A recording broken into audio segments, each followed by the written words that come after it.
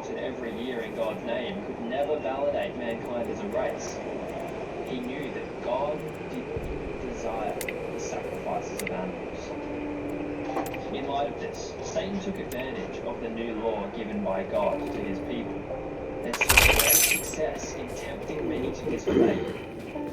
Because the law illuminated the difference between good and evil, Satan knew exactly what God was pleased with and what he disapproved of. This made his job far easier, causing generations of kings to be led astray by foreign wives, unclean activities, and their own selfish pride. Once again, it seemed God's solution to mankind's problem had only served to strengthen the devil's arguments. As long as humans they were deserving of death. The Lord looked down from heaven on the children of men to see if there were any who sought after God, but they had all been aside. Every one of them wandered the earth with filthy clothes. No one was righteous, not even one.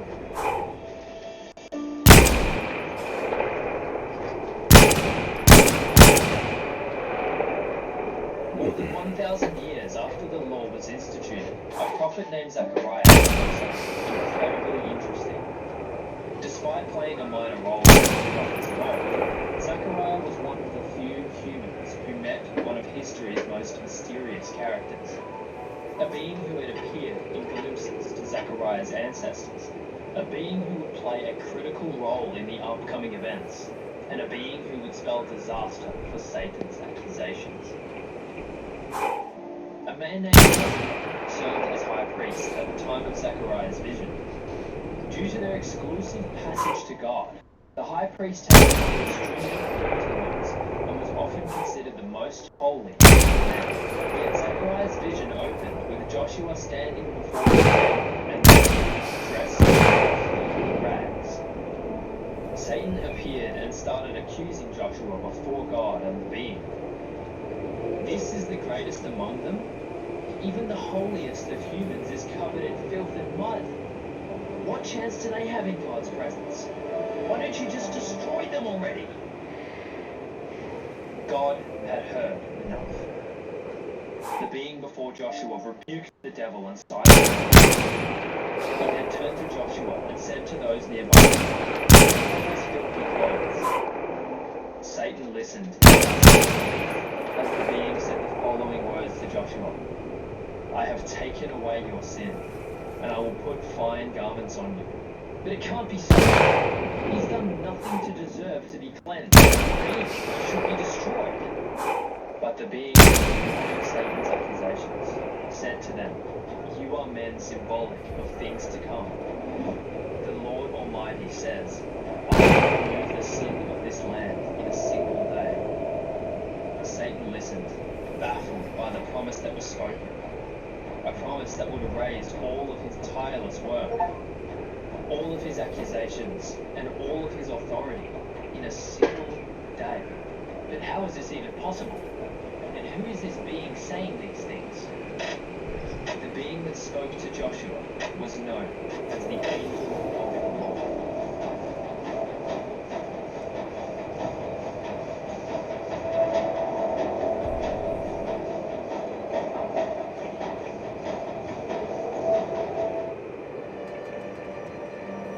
For the next 500 years after Zechariah's vision, God seemed to take a back seat.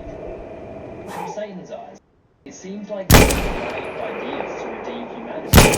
He implemented animal sacrifice. He instituted a law to make man clean.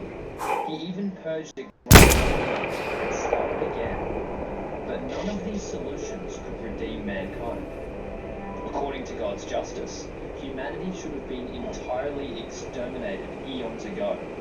But according to God's mercy, humanity continued to live and multiply in their sinful state. Soon enough, God would have to decide. He couldn't claim both justice and mercy. He would have to choose one. While enjoying a period of victory, Satan couldn't help but feel anxious. The vision of Zechariah haunted him. The being promised to erase the sin of the whole land in a single day. Could it really be possible? God's word had been recorded and kings. Studying the scriptures, Satan hunted for clues to help him prepare for his redemptive plan. He refused to let anyone or anything erase all of his hard work in a single day. The thought of it terrified him. One night, a glimmering star appeared above a town called Bethlehem. A young mother named Mary gave birth to her first son. God's plan started to take shape in Satan's mind. He wanted to redeem humanity by becoming a human himself. But it seemed too easy. It was as if God had given Satan a blueprint and instructions. He was playing with an open hand. Satan once again took initiative and moved promptly. He ordered the death of a boy under the age of 2, King Herod, hoping to swiftly deal with this violent threat. But the boy escaped with his family to Egypt, and from Egypt,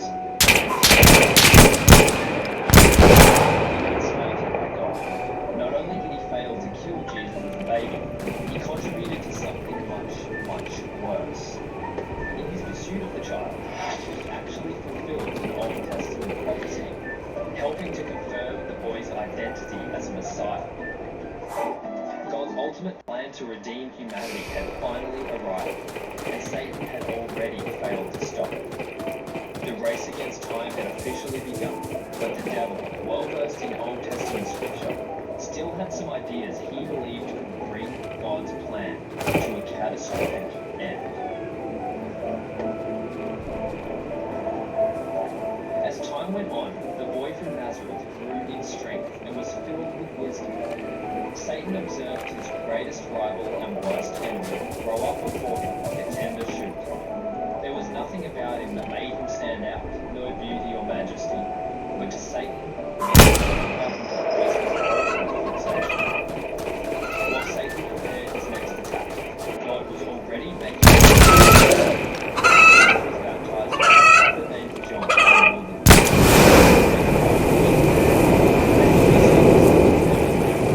The Spirit came upon him from heaven, and God himself confirmed Working on was in fact his son. God had publicly announced his arrival as man on earth. He was finally here, and his public ministry was about to begin. Satan didn't know what the mission entailed, and he didn't know what God had in store, but he knew one thing. If God had any hope of redeeming humanity, this human form would be essential to the plan's success. So Satan set out to deal Alpha's clear, we got it! the strongest weapon in his arsenal, temptation. But Satan didn't catch God off guard with this move. This was actually something they agreed upon. Like the debate they had over Job, Satan and God met again to settle this once and for all. Finally, Satan had a chance to go up against God.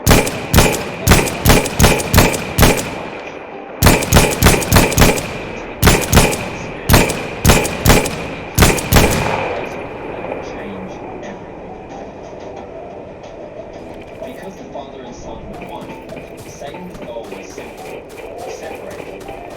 If he could trick Jesus into obeying him instead of God, he would separate the Father and Son, causing the Son to sin.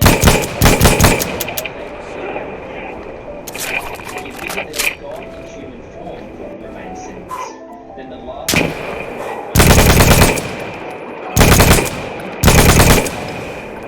something that Jesus would actually consider.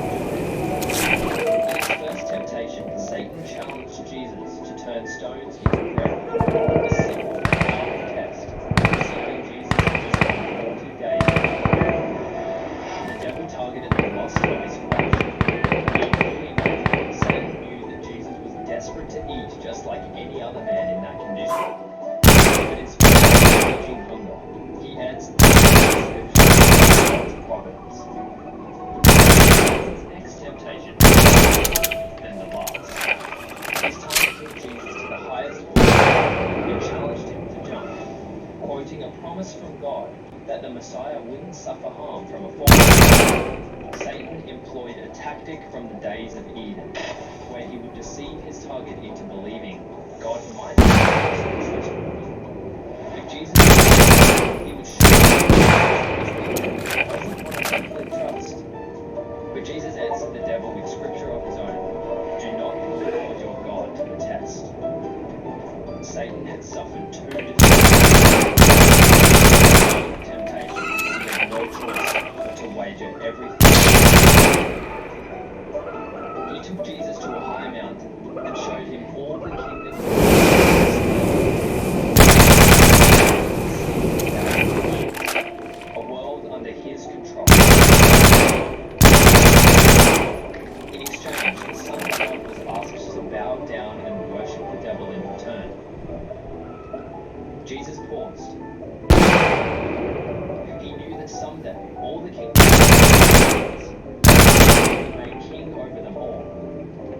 had no doubt he reflected on what it would take to get there. If he listened to the devil and conceded, he could inherit the world without undergoing the torturous future to come. If he'd simply bow down to Satan, all of his suffering would be finished. But at the same rate, if God bowed down before Satan, he would be admitting that no human was deserving, that the blessing all the world was misplaced, and ultimately that Satan was right. But Jesus, strengthened by the Spirit, rebuked the devil, exclaiming that there is only one name worthy of worship, God the Creator. With his powerful words, Jesus sent Satan away and was tended to by angels. Satan's attempt at the Son of Man returned fruitless. Despite his Jesus remained faithful throughout the temptation and did Satan writhed and relived the agony of Job's victory all over again. But this time, the stakes were Yeah, we're secure, Bravo! It seemed Satan's king had been dethroned. The strongest was quietly sitting in the back, waiting for permission to make a move.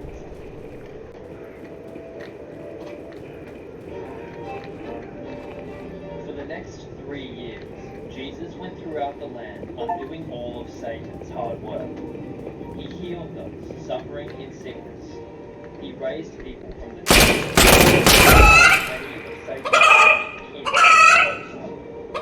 inside, the demons quaked in fear and begged not to be destroyed by it. Every exorcism was a torturous reunion between a rebellious angel and his all-powerful creator. But Satan pondered, what was the point of all this?